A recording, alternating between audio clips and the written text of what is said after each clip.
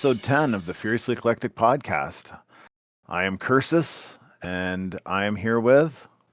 Phzoul. Hello, Kersus. How are you this week?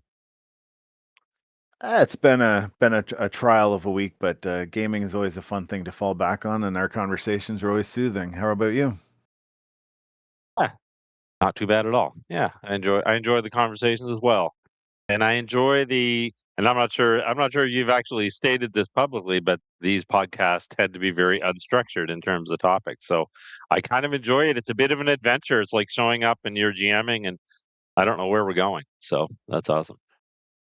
And you'd think because I'm the one hosting it and it's unstructured that this is the way I'd want to do it, but I'm usually a person who plans everything, and so this is kind of a new thing to try, right? Let's try this unstructured thing. But I guess that's part of also how I've evolved in gaming since the pandemic happened is that I've had my sessions are more unstructured from like how I prep than they would have been prior to 2020. Yeah, so how much prep do you do, out of curiosity? It depends on the adventure, but uh, if we're looking at time wise, for a one shot, I mean maybe a couple hours, maybe not. Flowers. Depends how Yeah, well I know the yeah. system. Okay, so some of your prep is actually the mechanics. Um, Yeah, I so tip I find Traveler harder to prep for actually than say Faraway Land because I play it more often. yeah.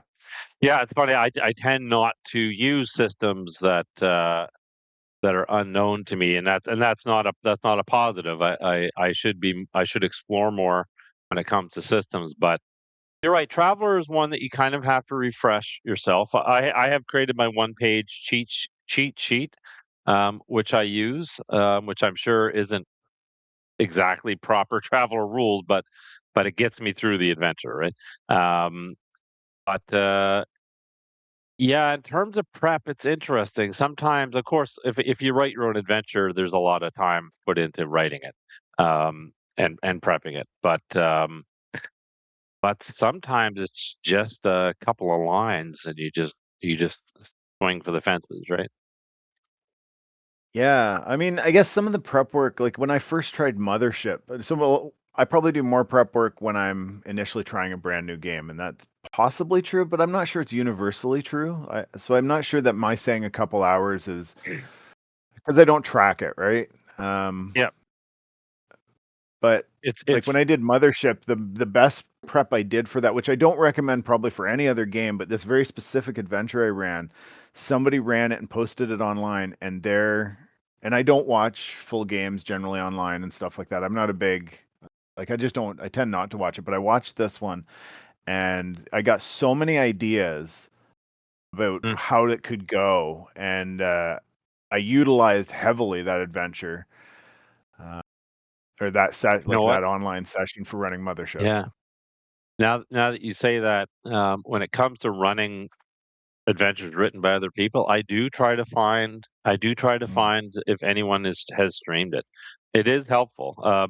When I ran Fairyland, which is by Scott Dorward, it was a very kind of it was a very unstructured adventure. I watched a video of him GM it, and that was pretty helpful just to get the mood of it, the feel of it. Um, uh, versus just reading the pages, right? Which and there's not many on that Mm. adventure. There's not a lot of pages. It's a pretty short adventure. I think Or short, seeing how an author runs their game makes a huge difference for you as the purchaser or the yeah, GM for the yeah. adventure. And it's one thing I'd love to like next time I have Chris Clark on, I'd love to talk to him about because the adventures that I've played where he's run it and then I've bought his adventure or more often than not he's given it to me. I then run it. I run a better adventure. I run a very different adventure than what Huh. he ran. But So I have a knowing question on that. knowing his purpose. Yeah. Go ahead. So out of curiosity, so I don't think I've ever. Uh, yeah, that's interesting. So when you played it first and then bought it, was the adventure different? That was it. Well, I guess how close was it to the actual game that you played with the author? How close did the authors or did Chris stick to the script, so to speak? Chris is probably not the best example for it because there's generally no script in his. It's Oh, very okay. situational. So how he runs it makes a huge difference because now you see the purpose Okay. beyond all these Yeah. situations where that you would have no idea just reading the adventure. And I find that in certain authors that I find that I have no idea what their intention was, and sometimes their response when you ask Oh, questions interesting. is, "Well, I want you to make your own." But if I understand their intention, it's easier for me to modify. And like when I Okay. ran Chris's whole Igpay series, which is they're basically D&D adventures in the land of Igpay. And there's a bit of humor and a lot of political commentary and parody on our real life in it, but it's done kind of, I don't know if you'd say subtly, but it's just there in the background kind of Yeah. thing. And they were a blast, but what I ran and what he ran are not the same game. It's not the Oh, same interesting. adventure. It's very Yeah. different. But by playing it with him, I just played one of the series with him, and it greatly helped. And I'll often buy if I at a convention and somebody's running their adventure that they made, I will go buy that adventure and then run that Oh, adventure. And I've done that a lot. that's cool.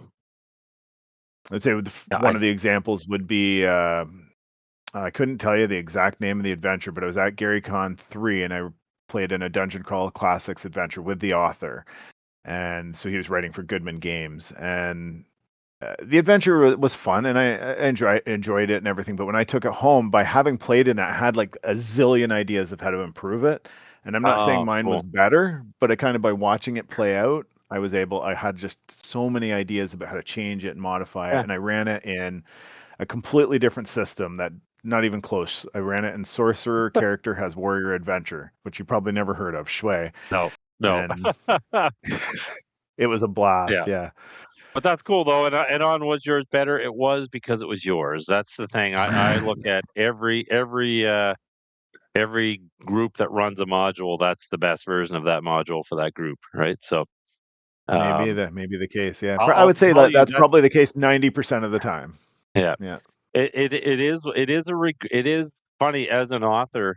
It's one of the things that it's kind of a regret or something that you miss. People are buying your adventures and you're not there. It is Mm. like sometimes like someone will write a review or they'll send me an email and I'm like, oh man, I wish I could have seen that, right? Which is so it is fun to see a streaming of it when you can. And nowadays, where we can connect with authors, it's helpful. Especially, it depends on the author. If they're open Yeah. to, really answering the question. I find a lot of the modern guys, and I don't want to pick them out specifically, but I would talk, Karen or something, where if you were to ask them what was your intention behind that, you tend to get this kind of vague response, and maybe they Mm, had no intention behind it. I mm. don't know.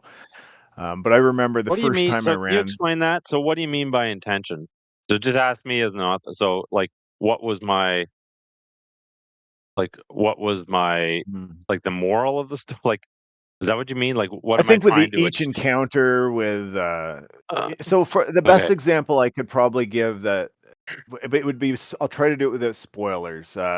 Okay. You're given an adventure with very terse writing, kind of just what's in each room of a small dungeon, and there's characters in each room, but you don't have any guidance on how they interact within the Oh, module. interesting.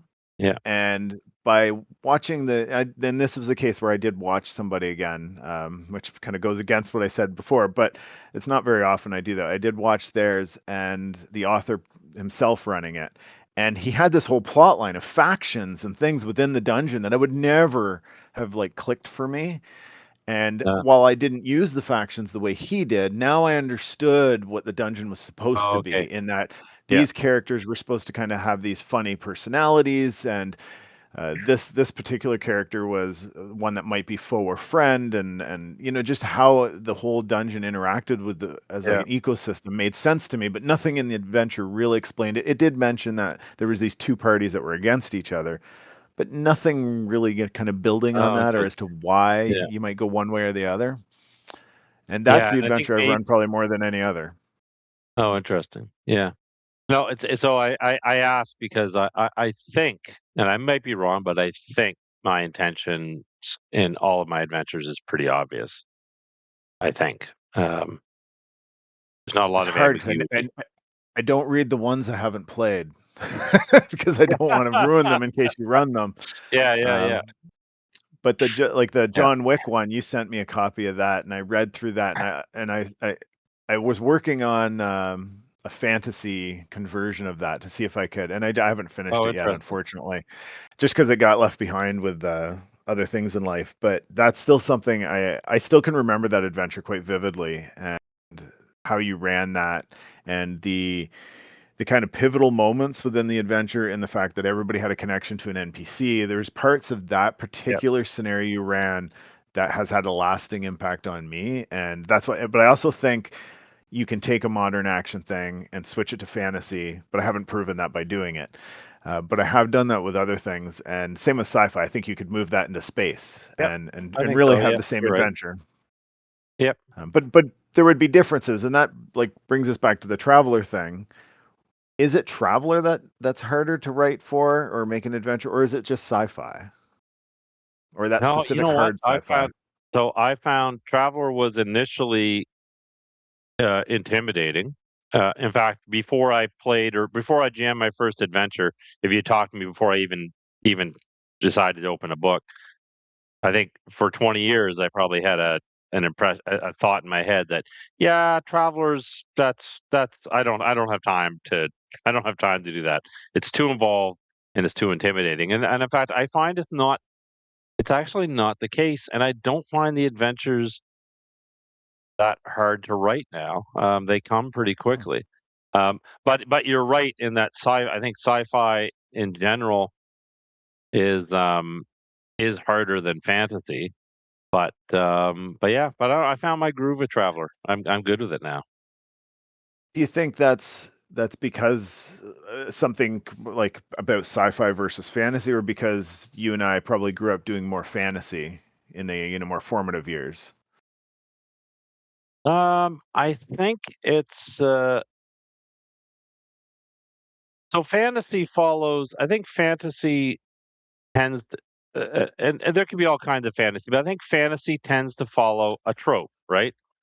Party gets together. We're going into the unknown. We're going to fight monsters, and we're going to get some treasure, right? Essentially, whereas sci-fi can be that, but it can be so much more.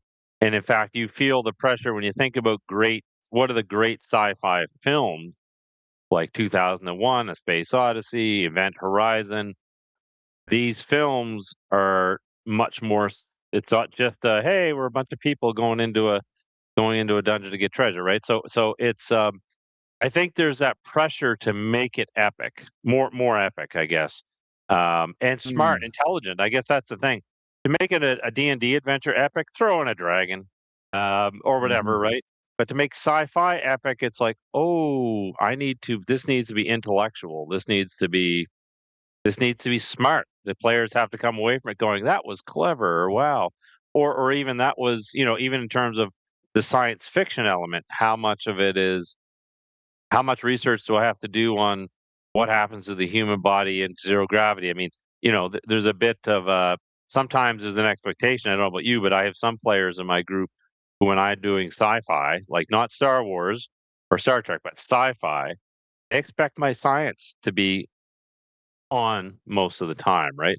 So that's an added layer. You don't it's a D&D, if a rock floats up into the air, no one's going, "That's not how gravity works," right? So Yes, and I find that when I'm so even with Faraway Land, which I run most weeks, it's not exactly fantasy. It is fantasy, and I know we've had this discussion about mixing yeah. genres. But like many fantasy worlds are really post-apocalyptic, and it's kind of more pronounced in Faraway Land. There's technology, there's Mm. clockwork beings, there are computers, there's technology available, and there is augmentation through technology, so you can easily have all the science. And while I tend to do a lot of research, so maybe they run into a new element or um, a new type of stone. So I did a pile of research on rare earths because they needed to get rare earths Oh, for one of the yeah. adventures. So I did all this research on rare earths, but I can guarantee you not one of them questioned a single thing about the science because it's That's right. fantasy, Yeah. right? Yeah, And yeah, yet when I ran Traveler and I had solar flares hitting like the kind of basically space dungeon they were going through, but solar flares were hitting it intermittently, that I had to do all this research on solar flares, how they would affect the body, what they would need for protection, and how, and so yeah, I did all that, and they appreciated that.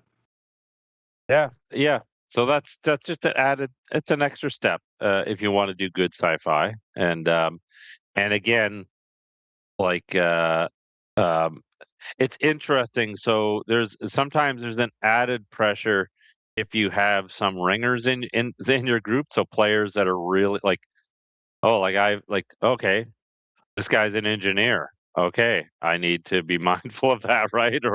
Or Hmm.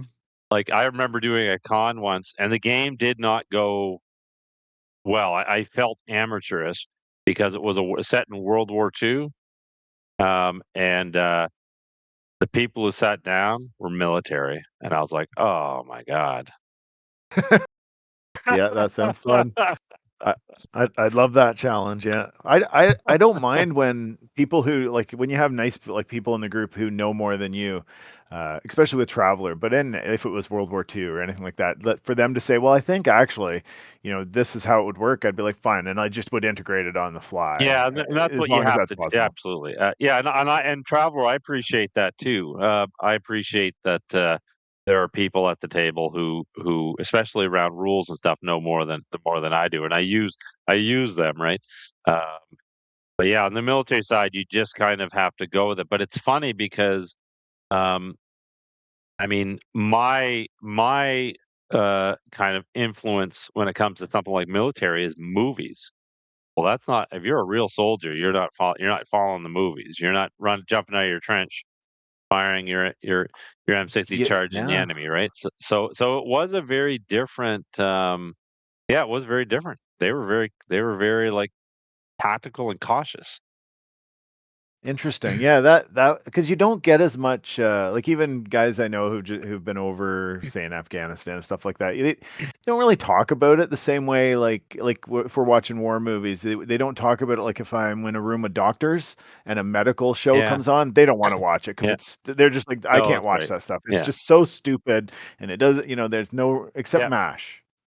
Except MASH math. seems So to be the interesting. one. Yeah. MASH was the one that they Yeah. seem to watch. But stuff like that, I think more other careers you get a kind of with Hollywood you get that kind of I don't watch those shows about my career because they're not realistic. But I'm not sure Yeah. with we'd have to ask some Yeah. military people. But that'd be interesting. I like war games and in that like recon. I mean, I haven't played recon, but styles like that idea, which I've talked to you many times. I like the idea of Yeah. that kind of special ops group, like Predator. You know. Yeah. Yeah. It definitely it has it's funny. It's like something you don't do very often, but you're right. There's an appeal to it. There's that natural cohesion of the group, like you're all on the same team because you're a part of a unit. Chain of command can be a challenge. Oh Like, yeah. do you put a player? Is it you make the player the commander of the group?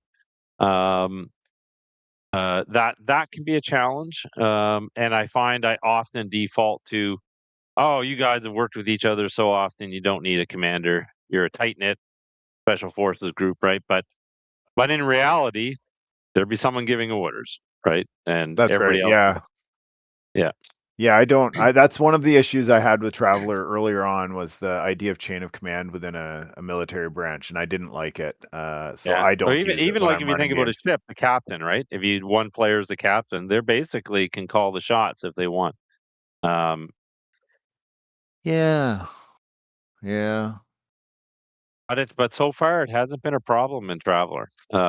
I think I though, think there's a slight difference with having somebody who's the quote unquote captain of the ship and everybody has their jobs and an actual chain of command where somebody is in a oh, you're right. military Yeah, unit, you know what I yeah, mean? yeah, yeah. Because you Because are Traveler's really in a more like follow orders kind of thing, where the captain of the ship, like Firefly, you could just disagree with him that's and not right. do what he You can said, disagree right? with Mal. Yeah, for sure. Yeah, that Yeah. makes sense. Yeah, yeah, yeah. I did do. I Although I ran. believe Jane almost got spaced one time for that, but Oh, that's right.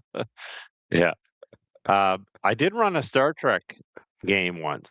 Um, and that was one of my worries because the one of the players was going to be the captain. And but it turned out, yeah, it actually worked out perfectly. So was it specifically based on like the original series, or was it like Next Generation or something else?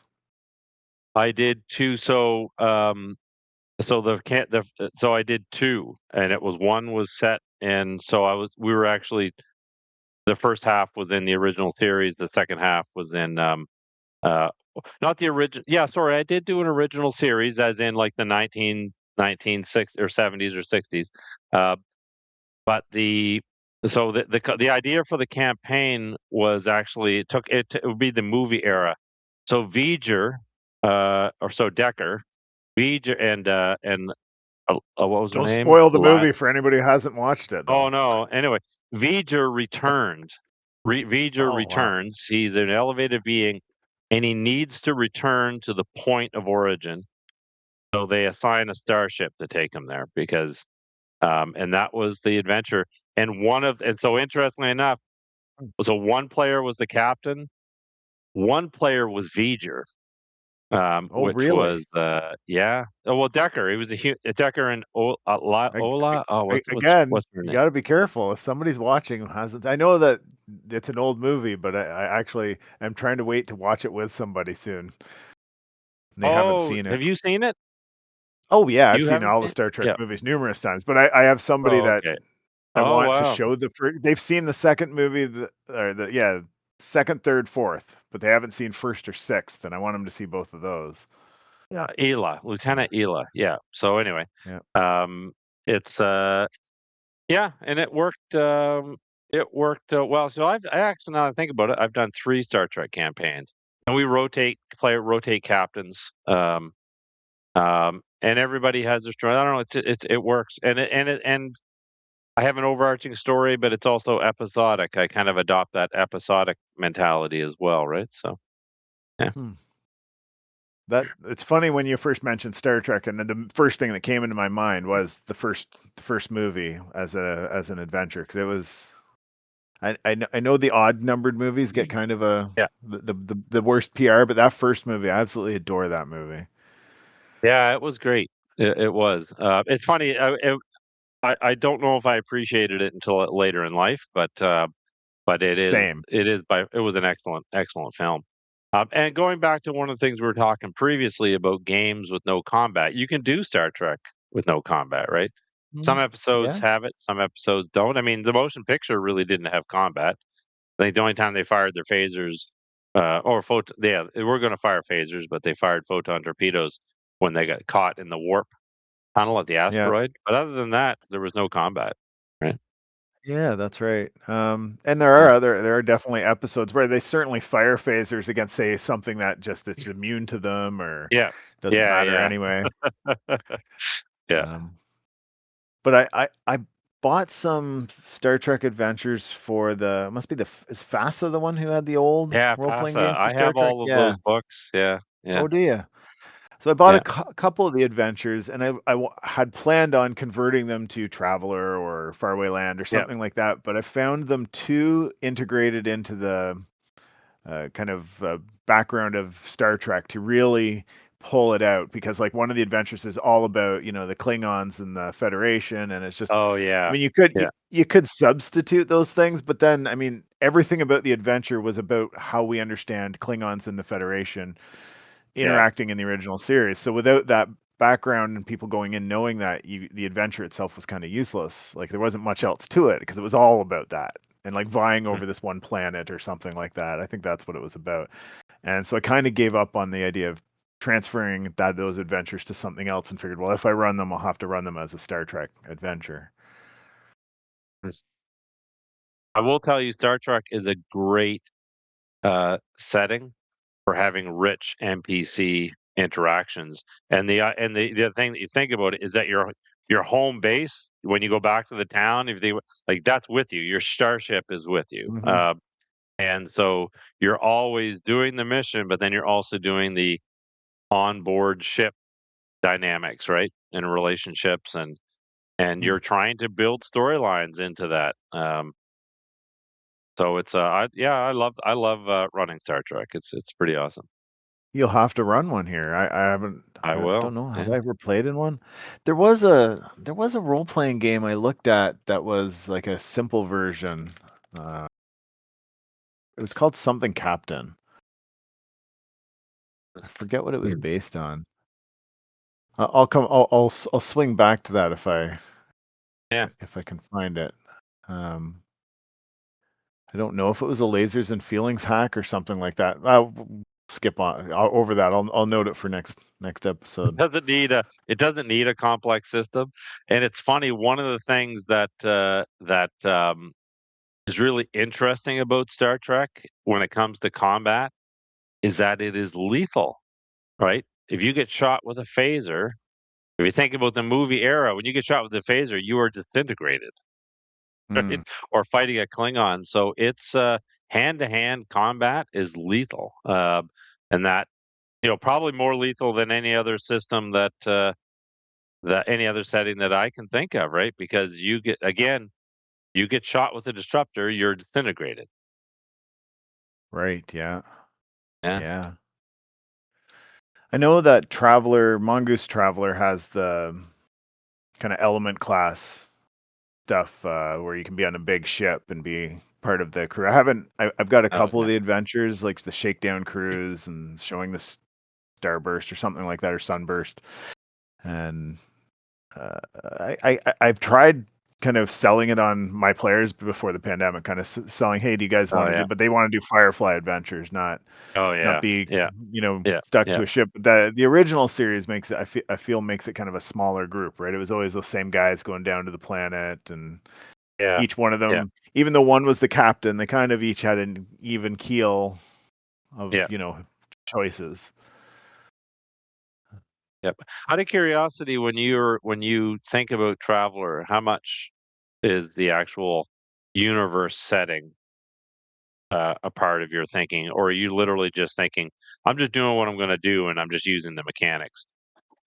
Yeah, I'm just doing what I'm going to do, and I'm using the Okay. mechanics. I do tend to lean toward that hard sci-fi, so I'm trying to like make it like Yeah. scientifically realistic. Um, you know, You're not taking into putting aside the consideration the fact, factions, the timeline. no, You're not doing that stuff. Okay. Yeah. no, I have bought the Sword Worlds book, and I have a couple copies of from different iterations of Sword Worlds and stuff like that. And I'm interested in them, but no, I've stayed out of the official kind of Imperium setting. Uh, I always assume we're on the fringes. I guess it's the assumption I've always Yeah. made. Yeah. Um, but yeah, I think I've got this thing where we're in search of unobtainium, or whatever. Like you make up an element, and Yeah. whatever I say it is. Like if it's a real thing, I find traveler players will call it unobtainium. So Yeah. I just Okay. That started makes sense. using that. That's from Yeah. Avatar, isn't it? Is that from Avatar? Is it? I have no idea where it comes from. I don't know. I literally traveler players spat it back out of me. I used a real element. They were like, "Oh, it's unobtainium." So that's what we called it. Uh, It's unobtainium. Yeah, it's from Avatar. That's oh why the wow. humans went to the planet. Yeah. I can't believe that. I mean, probably at the time I had the same Or maybe reaction to I Avatar took can't it from believe they called it Traveler. I that. don't know. That could be. Yeah. Who knows? Um, both of us have played a game since the last time we talked, right? Yep. Or was it? I believe Yeah. so. Yeah. I played a game of uh, uh, Call of uh, Delta Green, Call of Cthulhu. Mm-hmm. It was Uh-huh. military. Speaking of military, we were a military unit based in Afghanistan.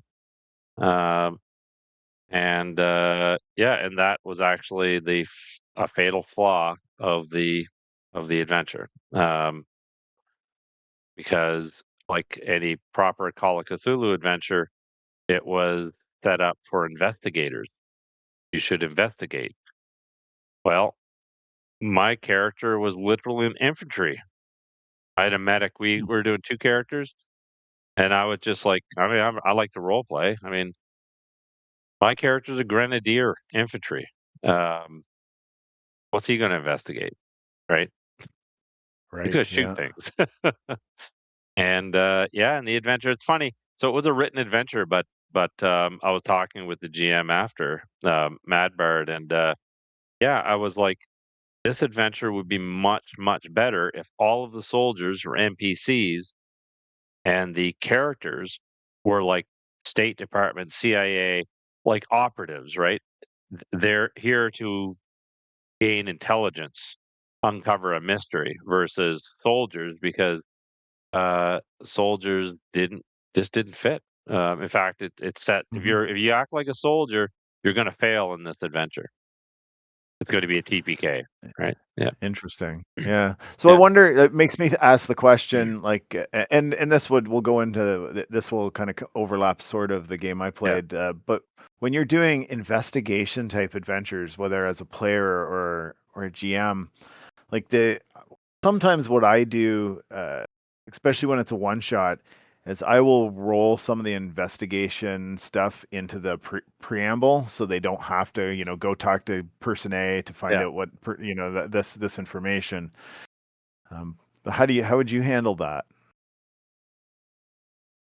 yeah. I think you have to be again. I've talked about this. I think on every podcast that I've been on, and that is the importance of momentum in a one shot.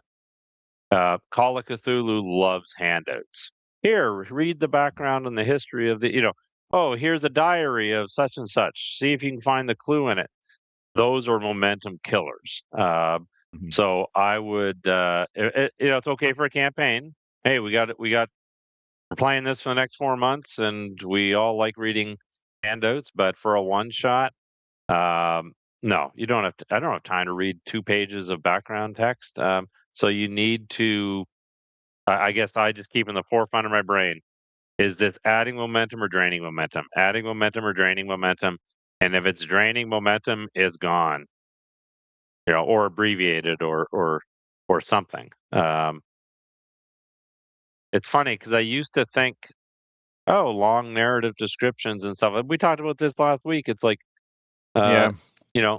3 minutes or less for an introduction, and most kind of descriptive text should be 60 seconds, 90 seconds at most, right? And maybe you shouldn't even be reading. I mean, I don't read. I tend to read an opening character introduction. Then after that, I don't. I don't tend to. I try not to read stuff. I'm trying to just do it as a Hmm. GM Yeah. because the detail just in a lot of cases the detail just isn't that important. It doesn't add anything.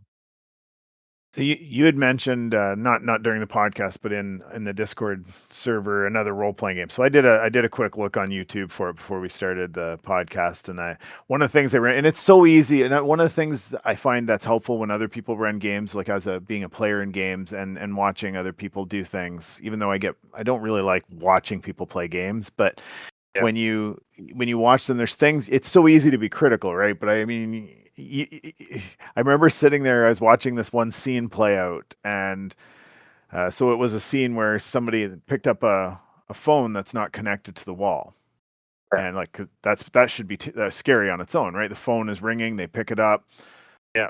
and on the other end there's somebody going, oh, I don't know, it's in the darkness, it's coming for us, I don't, and then like static or something, and then the Yeah. GM goes on to describe, you hear, and you just hear a terrified man, I think, like, to me, and he explains how terrified this guy is, and I thought that whole part didn't need to be said if the initial words, and I'm not trying to be critical of that person, and I Oh no. asked my Yeah. wife, do I do that? Because I'm like, I wonder if I do that. Yeah. Like, you over explain when really Yeah. you could cut it short, right? Be Yeah. much Less. shorter in what Well, you've it's given to it's the the players. Jaws. It's the Jaws lesson.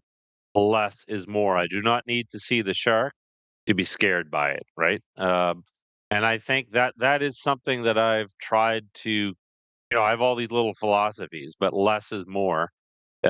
Especially in horror, is one that I keep close by. I remind myself of that.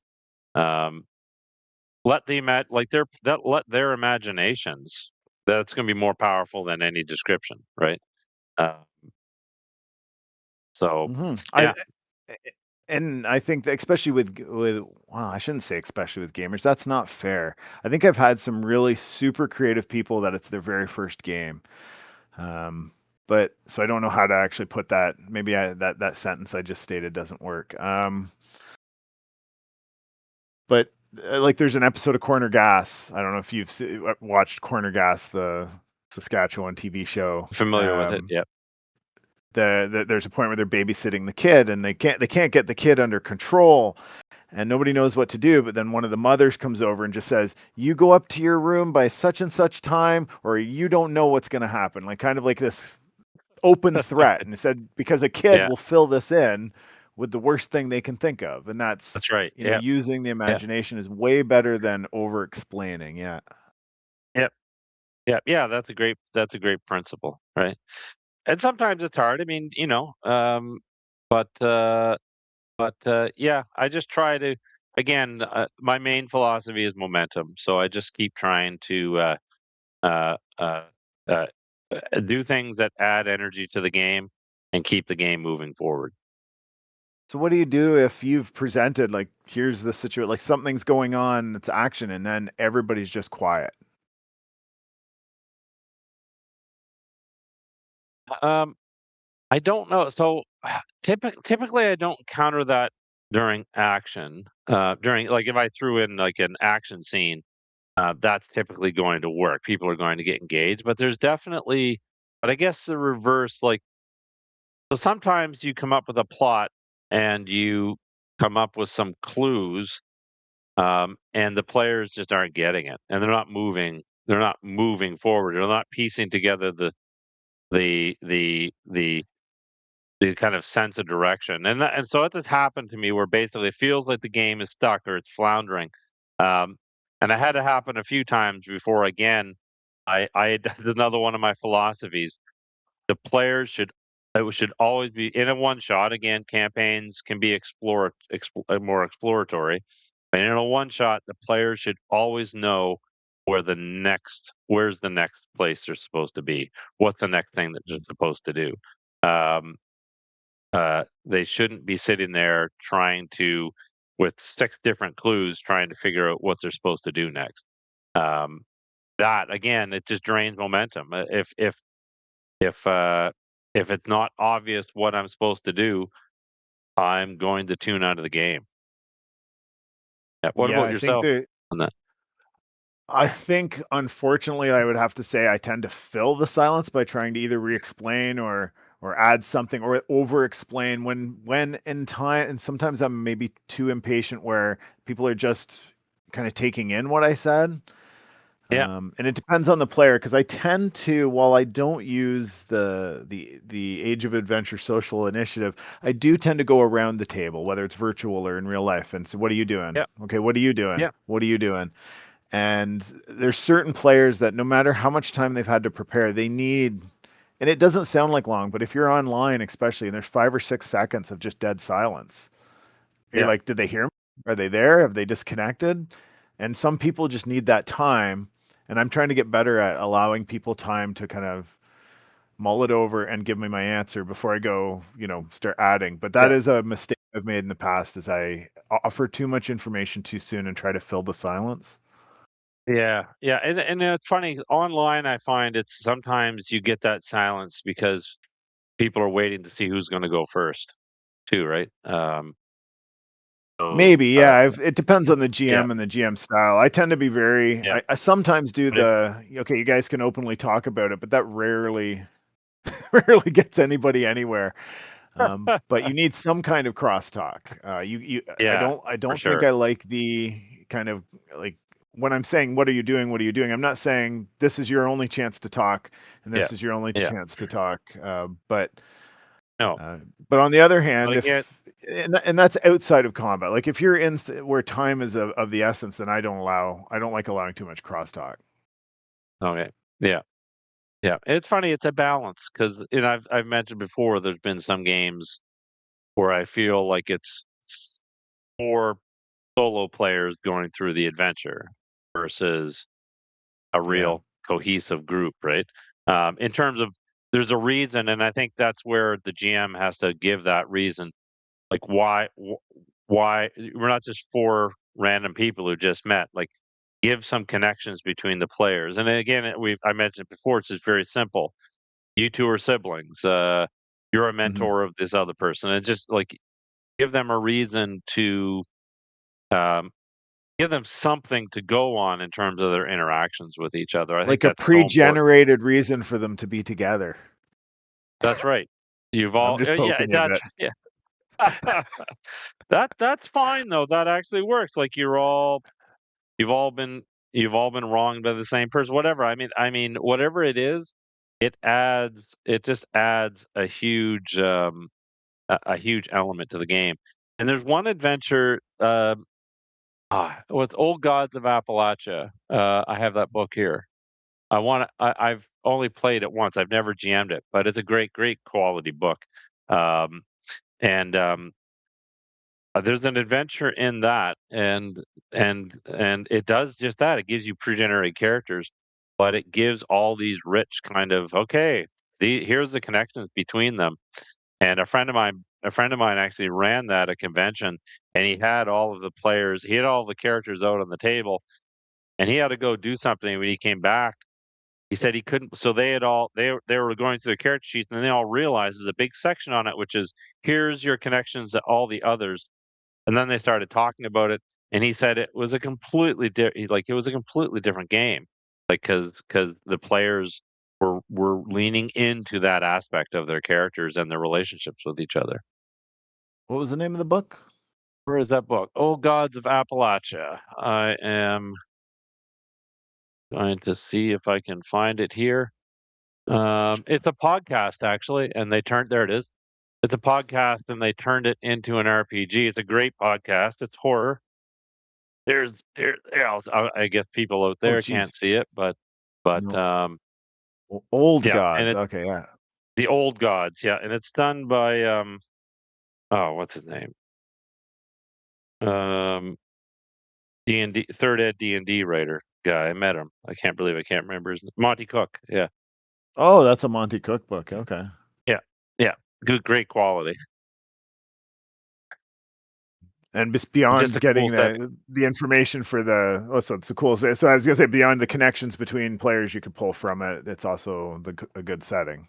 But Oh yeah, it's a it's a big Appalachia book. horror. It's got yeah, and it's got a lot of Cthulhu influences. It just has such a rich lore because the podcast has such a great lore. Hmm. So it would be a real fun campaign, and I think it's set in the 1930s, which is even that's a Uh, cool period, 1920s or 30s. I think might be a couple of different settings, but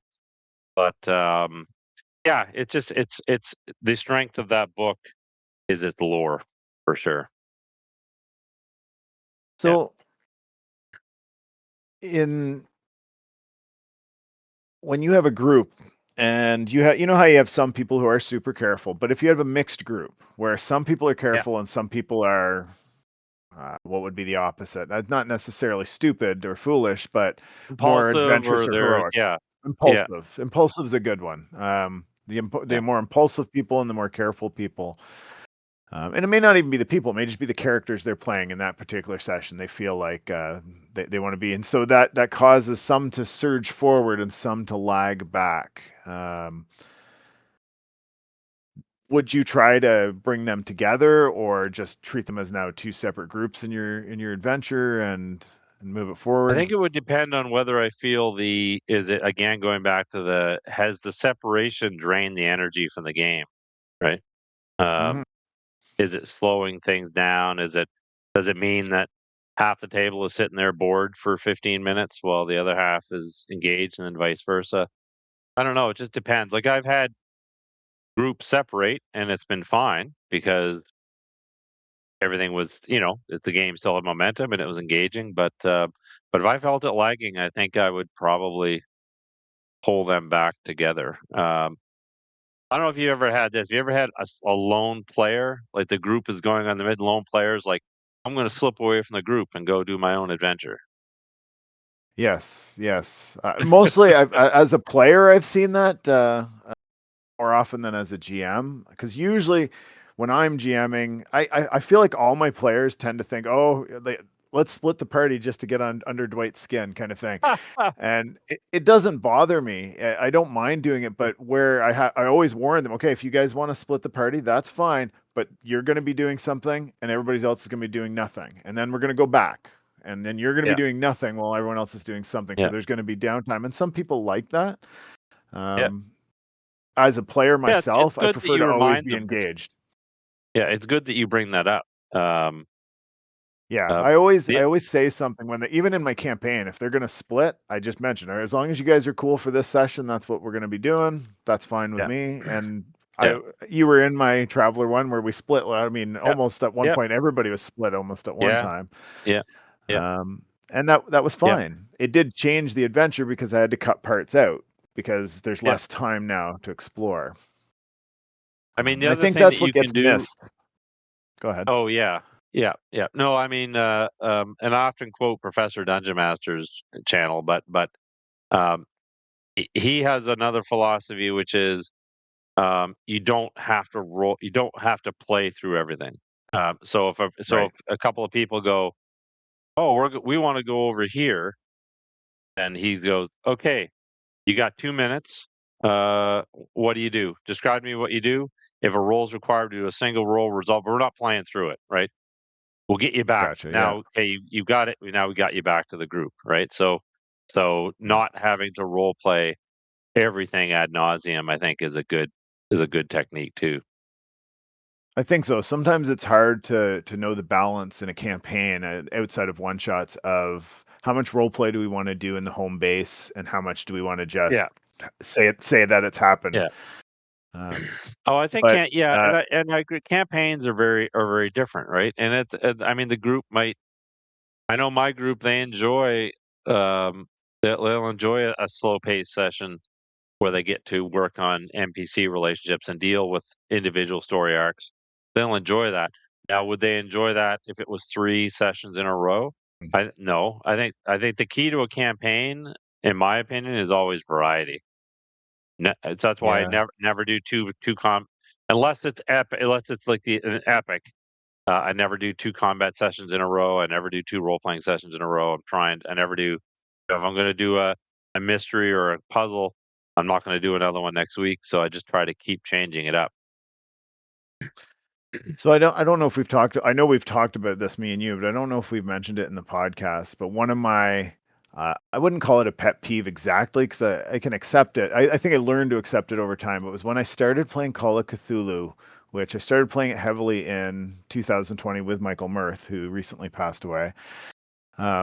But when we were playing, um, there would always be these times of investigation where we got to go to the radio Yeah. station, we got to go to the newspaper place, we got to go that, and then Yeah. people are like, "Oh, well, let's split up because that'll be faster." And I'd be like, Yeah. "Whoa, it's going to be faster in the game, but for us as players, it's going to take the same I amount mean, of yeah. time, except Yeah. most of us are going to be doing nothing while one person's doing something. Sure.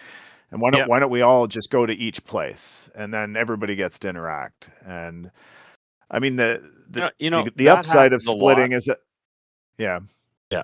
That happens a lot in Call of Cthulhu. Let's split up. yes, And funny, I have an insight into it. And the insight is that players want to get the investigation phase over as fast as possible. Now that I maybe think it's so. counterintuitive, but they're not. It's really not that interesting, in my opinion. Uh, Um, I agree. Yeah, yeah, for a lot of and players, it's just kind of tedious. Let's just get this done and get on with yeah, and there may be with some the action. difference between the word investigation and information gathering. If I have to do the Yeah, information gathering within the session, you want it to be briefer than I think most yeah, adventures are written. Um, but you could have an investigation where you're in a room and there's lots of clues, and you as a yeah, group or yeah, people are figuring out these clues, and that's a very different beast than yep, information gathering. And that's where I guess I tend to be bored with just an yeah, information yeah. gathering. Um, and I may have mentioned before, I did run a murder mystery in Faraway Land, and No, that's cool. but it was very much the group is like grabbing people, interviewing people, trying to figure out who killed it, like trying to put timelines together. And I think I'm not sure, like from their point of view, how they feel, and because it's part of the campaign, I can't give it away. But to some degree, they sort of rolled the dice and just this is the person, and they went after them Oh, and then okay. they ran. And whether or not Yeah. they actually did it or not is of some debate within the campaign. So I don't want to say. That's And awesome. in fact, I think the group has been convinced someone else did it mind controlling this person and such like that. So it's generated a fun thing. But that murder mystery, I think, didn't have that information gathering slow down because there was kind of there was momentum within the Yeah. murder mystery itself, Yeah. like you talk about. But I'd never done that before, so that was the first time I'd run a That's murder cool. mystery. I don't know if I've done that. I don't know if I've done that. Have I done a murder mystery? Hmm. Well, nothing's popping into my head, so that might be something I'll have to try. Oh, I said it that way, and I think I can't remember. Did I run the murder mystery once before many years ago? I can't remember. I ran I mean, adventures I've around it, done but I'm things not where sure. someone is killed, someone has died, and you have to go on an adventure to event. I guess I have, but not in the classic, not in like the classic sense of Yeah, this was definitely more of a classic. like Here's all like a the people movie. that could have done it. Yeah, you got to Oh figure it yeah, out. okay, yeah, yeah, yeah. Yeah. That's cool. And then there was a time, and so we role played the actual. They were in the inn, or sorry, the tavern, while it was happening. So there was people in and out at Oh, that's certain cool. points in time, and I had it all like this timeline.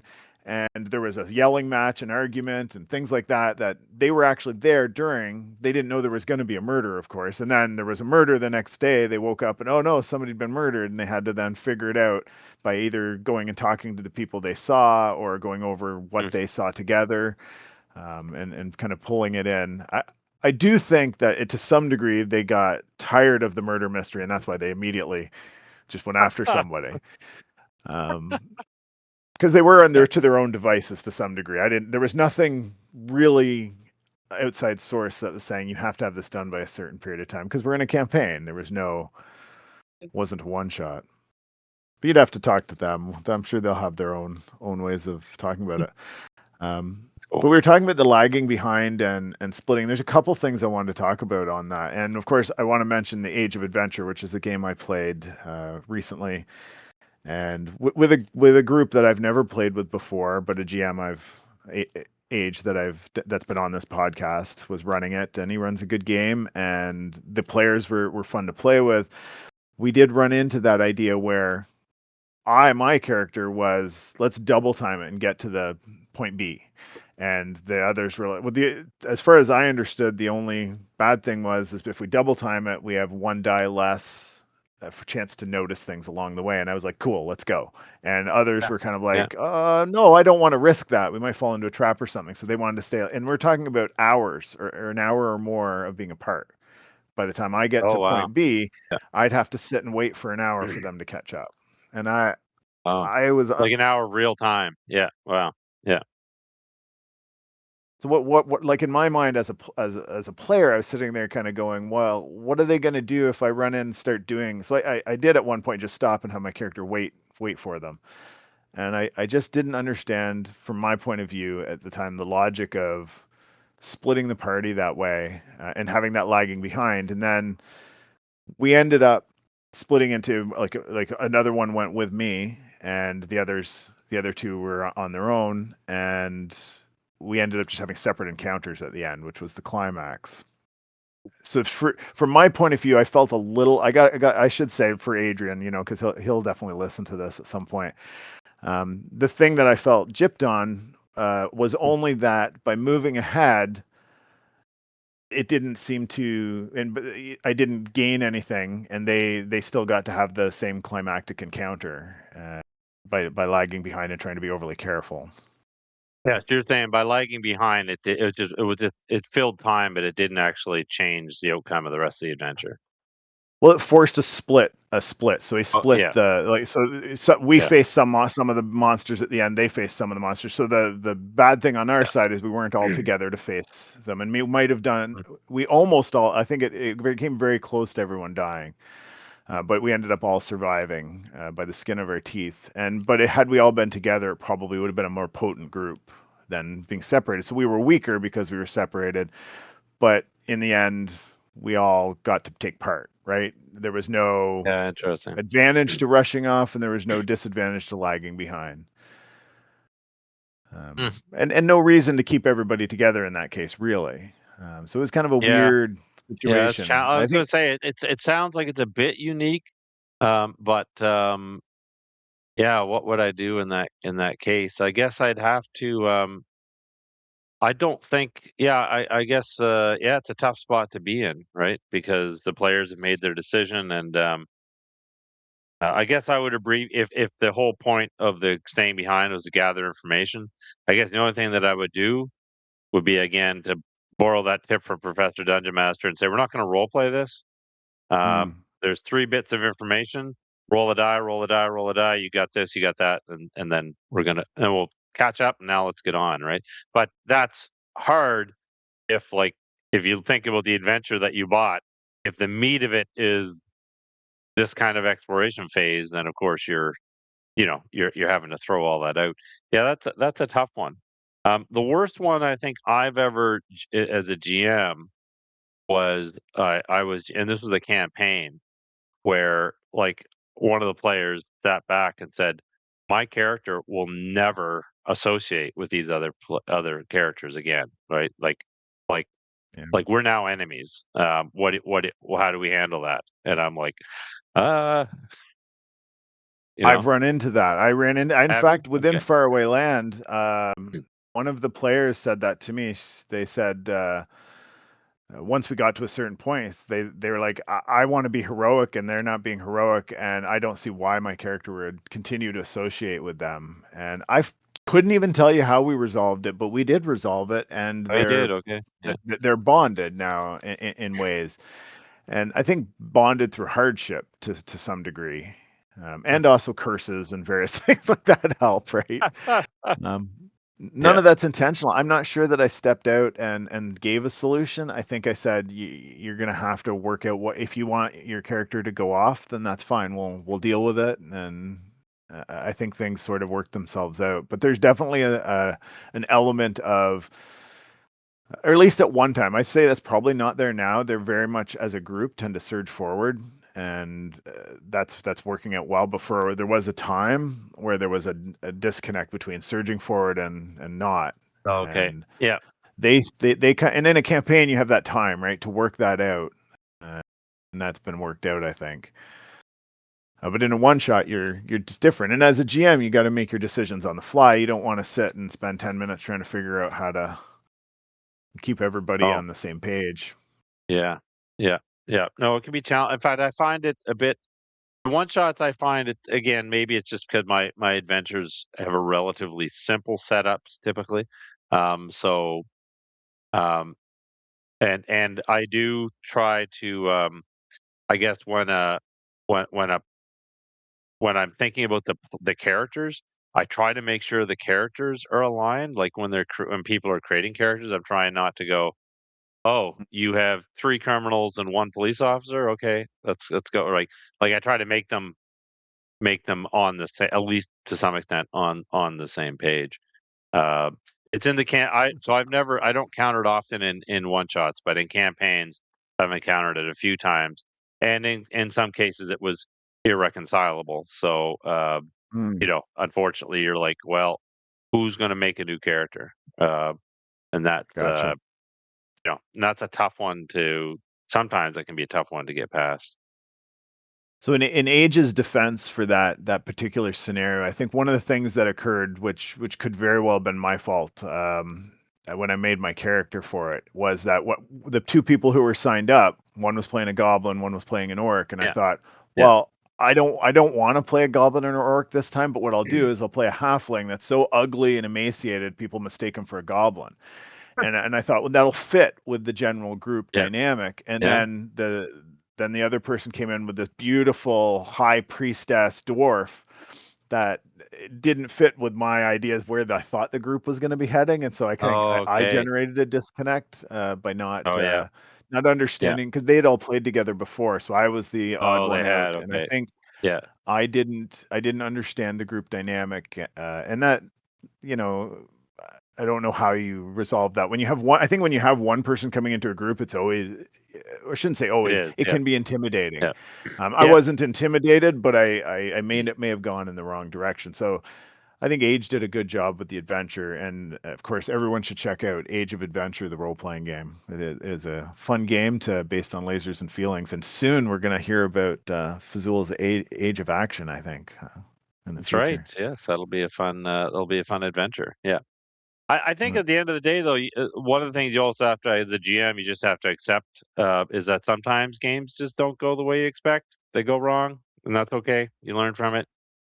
You move on. I mean, it's not never, it's not always going to be perfect, and that's hard. I don't know you as a GM, but whenever I have a bad game, it kind of hits you. But Oh my gosh. yeah, You take it really hard, yeah. yeah. But I do think that if it happens one out of every 10 times, I would still feel like I'm failing. Like if 10% of my games were bad, I think Oh, I would think really? about Yeah. hanging it up. That's too much. It's got to be Real? less than Wow, that. 10%. Geez, I think you're hard on yourself. I mean, Yeah. especially if you're if you're a new GM. Oh, Um, yeah, that's different. You got yeah, to just yeah. you got to trial No, by fire. 10%. Yeah. What would be? Yeah, I don't know what I would put a number on. I guess now that I'm older, I try to do the philosophy. If there is a bad game, I just try to learn from it. What is it that I could Yeah. do better next time? And I enjoy. It's funny. And I don't know when this kind of started. I would say for probably there'd be a period of probably like a decade or longer, whereas the GM, I would say from my style, I was stagnant. I never tried to I was a GM, I was a good GM, but I was not constantly questioning myself. I was not constantly trying to go, "What can I do different? How can I change things up?" Now that's kind of my philosophy. I want to try some new and Yeah. different things. Yeah, I think it's very helpful trying a lot of variety. yeah, And that's a great trial by fire. I think what made me a better GM was trying things I'd never wanted to try before, things had avoided for decades. mhm, I leaned into things that like we've talked about sandboxes and even doing sandboxes with one shots. That's stuff I'd avoided for so long. yeah, But when I leaned into yeah. them, regardless of how I felt about them, they helped make me better. And So I had mentioned this on Discord, but what do you think about the collaborative? And I've mm, never done it, but it's my next thing on my list. The collaborative systems where you're as the GM, you're actually throwing it out to the players to come up kind of on this, and some of it's on the spot. Maybe some players won't like that, but a part of the story, right?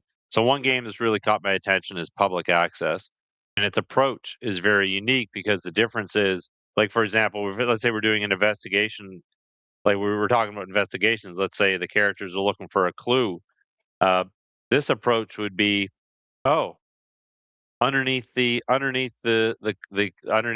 sofa you find something in the back that's connected to the murder. What is it? So you're throwing it to the player to actually tell you what was it that they found, and you're kind of got this back and forth, and that's kind of intriguing to me because, and the reason why it's intriguing to me is that it's now a challenge for me as a GM when the player comes up with when they tell me what the clue is. I now need to integrate that into my story. Um, so I like that idea of the players coming up with parts of it so that I have to step up my game. And again, I personally like surprises. So I don't want to necessarily I like not knowing what the ending is. Um so I'm just interested in giving it a try. and you should. I did Apocalypse World, and I found that as a player, and I found that a very intriguing experience. Um, and Trophy Dark, and Yeah, Golden that's Skies so Trophy Dark's Stories. by the same people that do public access. Yeah. But one of the things that I do now as a GM, which I don't like my players to see behind the screen, but often if they come up with something ingenious or some explanation for something I hadn't thought of, I integrate it, and not always, but sometimes the players Yeah, help their me idea is develop the better than world. yours. Yep. Yep. Yeah. Or if you were asking a kind of maybe pedantic question or kind of a side thing that's really not important, why not let the players answer it? And I think we've mentioned on a previous episode, the example that always comes to mind is what color does a pumpkin bleed? And in Oh my yeah. campaign, Yeah. it's always chlorophyll, like it's always green.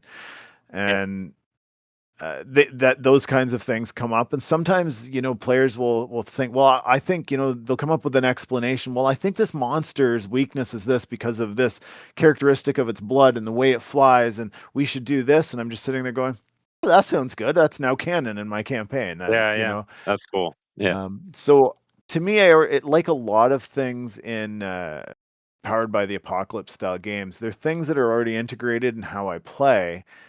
And once I go into something that gamifies those things. So now you got to roll dice to Oh yeah. get your level 2 clue, or like whatever, Yeah. kind of odd mechanic is now there, where we would have just role played it in old school D&D. Even it wouldn't have Yeah. been a die roll. It would have just been role played.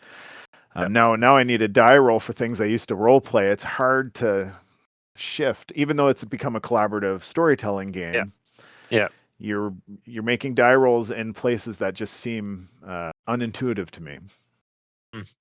Yeah, that's interesting. But I would totally play public access with you.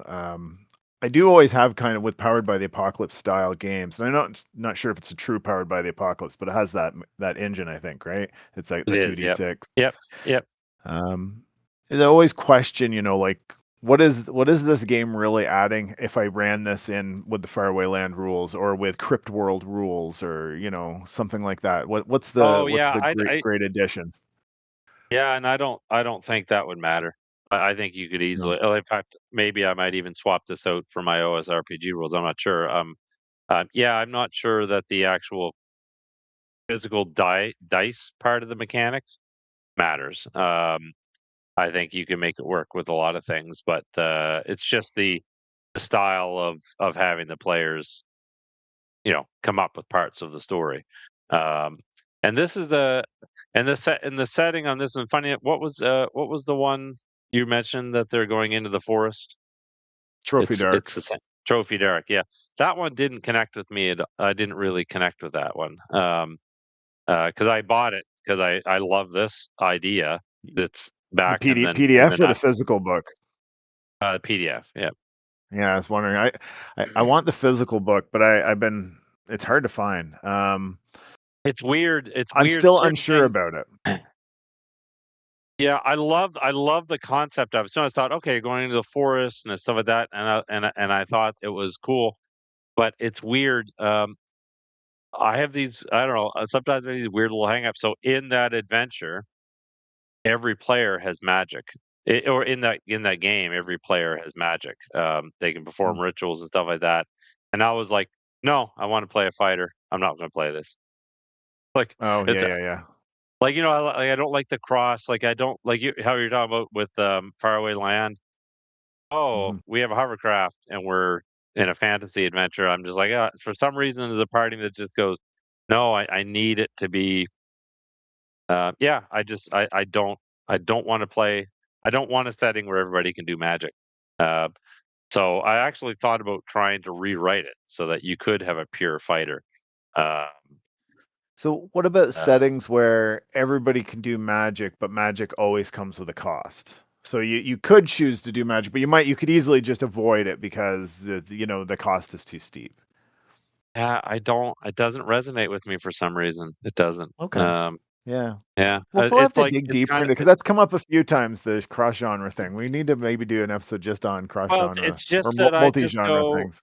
Like, it becomes a different type of, oh, okay, so it's a high fantasy where everybody in the fantasy world can do magic. It just doesn't seem to hold a lot of appeal to me. Did you I ever want a read more. Margaret Weiss, Tracy Hickman did the Dark Sword trilogy, which there's more than 3 books in it, but the original trilogy. Did you ever read that? No. So it's not a spoiler. So the beginning lines of the book, and I have to paraphrase, so I don't have it in front of me, but like the very beginning, and this is what grabbed me, and the reason I read the whole series. The very first lines is uh, the people are saying, the child is dead. The king agrees the child is dead. The priest overseeing it agrees the child is dead, and it goes through it. Everybody just, and they're all sad, and the child has been stillborn. It's dead, Yeah. and everybody seems to be in agreement with this except the child himself, who is crying loudly. It's something like that, That is brilliant. That is such a brilliant. and That's a hook. you You just find out, got me.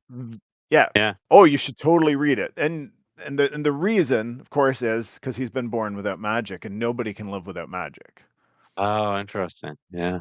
So, and that's not a spoiler. You learn that in the first few pages. So Yeah. Yeah. Yeah. that's got that has that idea. Everybody can have magic, but there's this one person who can't. So you can always have that exception. But Mm. when speaking about Trophy Dark, the other end of the spectrum, I think, is Golden Sky Story. Or Golden Skies Stories, where you're playing kind of. I know your favorite characters to play are animal people, so you're playing animal people, and you kind of go along, and you are collaboratively storytelling, Yeah. and kind of similar to these other games we're talking about, but it's all happy. There's nobody can die. No, there's no conflict. There's no, I should say, there's no combat. And you're gonna, resolve some pedantic issues of local village people or something like that to make Yeah. everybody's life better. And that's really all Yeah. it is. And it's surprisingly fun. But it's the Oh, same kind interesting. of the same game as Trophy Dark, just the other end of the spectrum. Hmm. Um, uh, Positive outcome versus a spiral into death. Yeah, instead of a Yeah. spiral into death, you're going to succeed in the end, and all of you Yeah. are going to, have solved the Yeah. problem. You just don't know how, because that's the collaborative story. Yeah. Yeah. Yeah. Trophy I I, Dark, I like. like again, it still even captivates me, but that would be a hard sell for my group. They don't like they don't like the doom spiral games. I'm not sure. For as many bad things as I probably have to say about Call of Cthulhu, I think it's what led me to lean into the insanity death spiral, whatever it is. I at some point in time during that campaign with Michael Mirth, I just started leaning my characters in whatever would make them insane, Yeah. the better. You're right.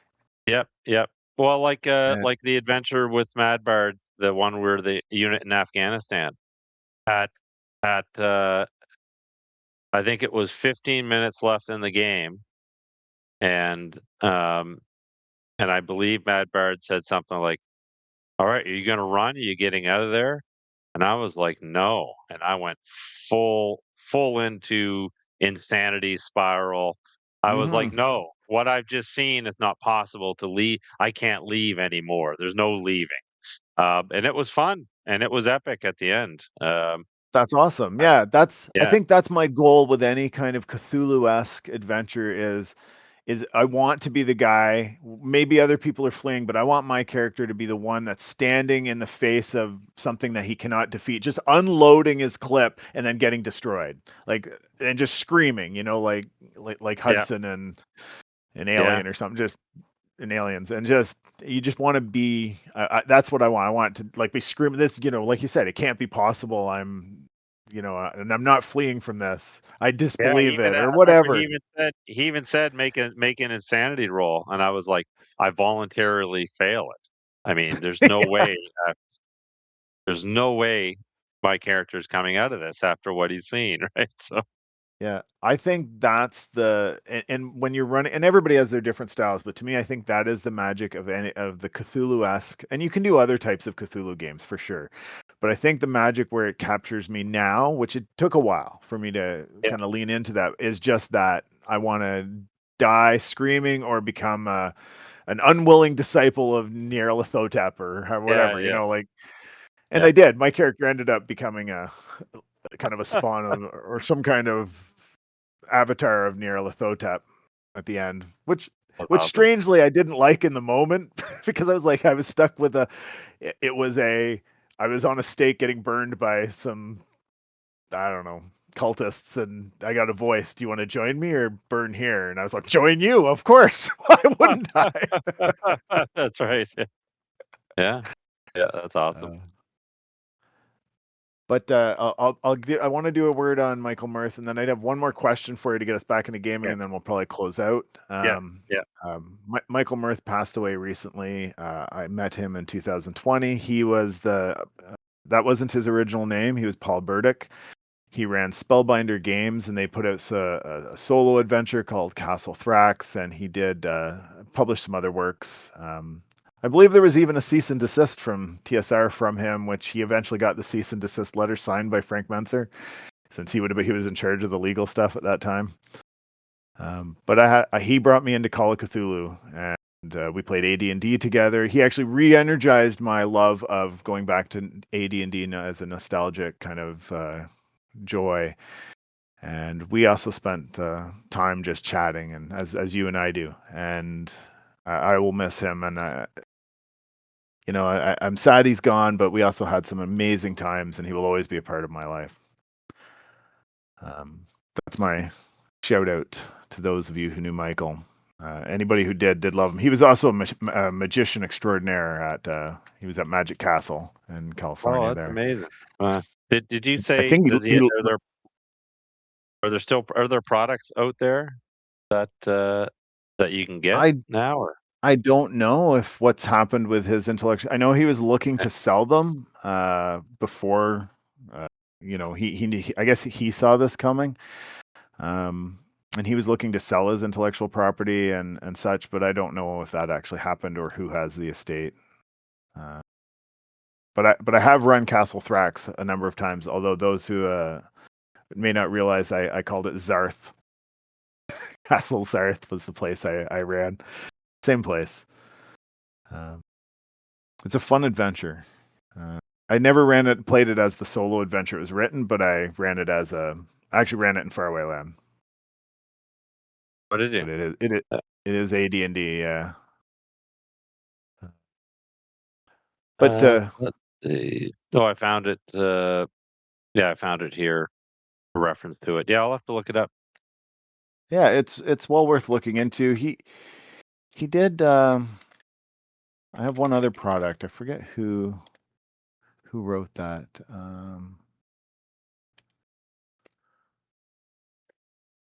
So I actually played in a game of his. It might have been a GaryCon when it was virtual, the first year. Um, Gosh, one of the old school guys. He published a role playing game for him, and I can't remember what it is offhand.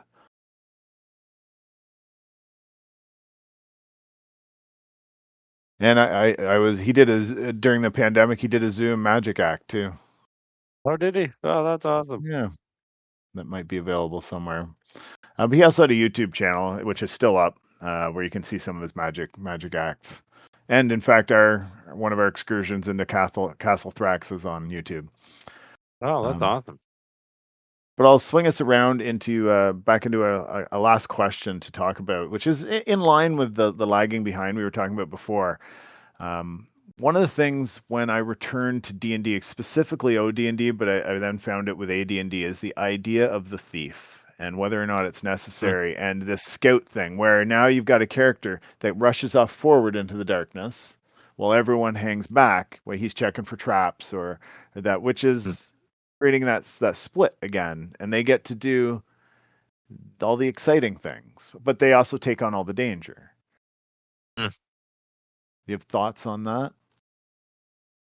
My first thought is how different the thief from AD&D and OSR games are from the modern one. The 5e thief is a tank, right? They're a damage dealer. Is it? Um, Oh.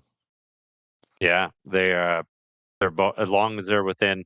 So you know the backstab rules Hmm. in Yeah. 5e, as long as you're within 5 feet of another character who is attacking the same opponent, you can backstab every round. Jeepers. Yeah, they deal out they're damage dealers now. So that was my first thought that I kind of nostalgic for the old thief. Thieves don't Hmm. go sneak around anymore. they jump in beside the fighter and start backstabbing. It's not called a backstab anymore. It's called a sneak attack. Yeah. Sneak attack. Uh, Yeah, yeah. yeah.